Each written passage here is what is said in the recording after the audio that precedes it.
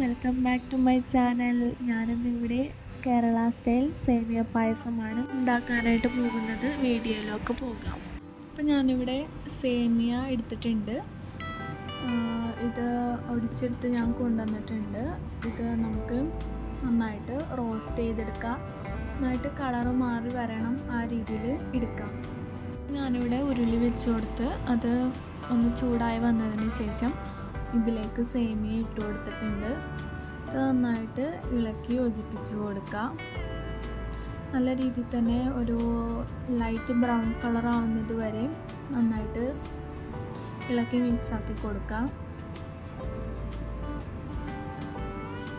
അപ്പോൾ സേമിയ ഇവിടെ റെഡി ആയിട്ടുണ്ട്. ഞാൻ പാത്രത്തിലേക്ക് മാറ്റി വെച്ചിട്ടുണ്ട്. ഈ ഉരുളിയിൽ തന്നെ 1/2 ലിറ്റർ പാല് ചേർത്ത് കൊടുത്തിട്ടുണ്ട്. ഇതിലേക്ക് കുറച്ച് വെള്ളം കൂടി ചേർത്ത് നന്നായിട്ട് തിളപ്പിച്ചെടുക്കണം.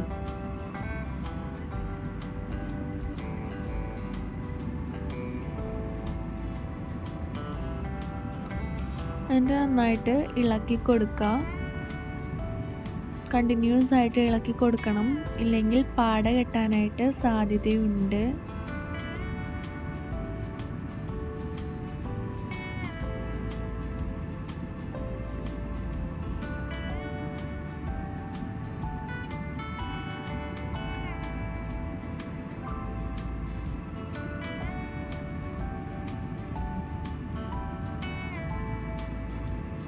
ഇതിലേക്ക് ആവശ്യത്തിന് പഞ്ചസാരയാണ് ചേർത്ത് കൊടുക്കുന്നത്.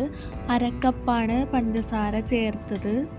നിങ്ങളുടെ മധുരം അനുസരിച്ച് ചേർക്കാവുന്നതാണ്.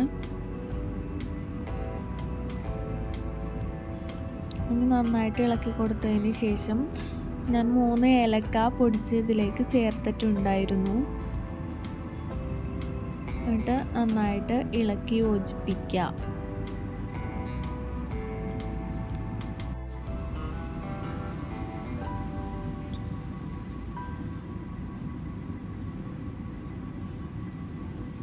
അങ്ങനെ നമ്മുടെ പാല് നന്നായിട്ട് വെന്ത് വന്നിട്ടുണ്ട്. നന്നായിട്ട് തിളച്ച് കുറുകി വന്നിട്ടുണ്ട്.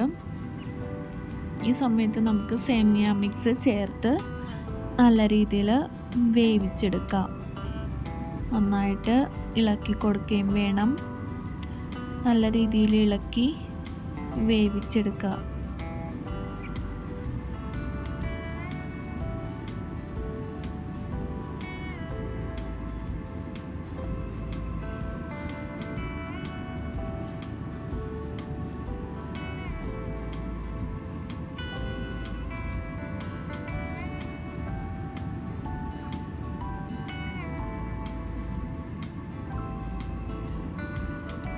പിന്നെ ഈ സമയത്ത് ഞാൻ മധുരം ഒന്ന് ബാലൻസ് ആവാൻ വേണ്ടിയിട്ട് ഒരു നുള്ളു ഉപ്പിട്ട് കൊടുത്തിട്ടുണ്ടായിരുന്നു.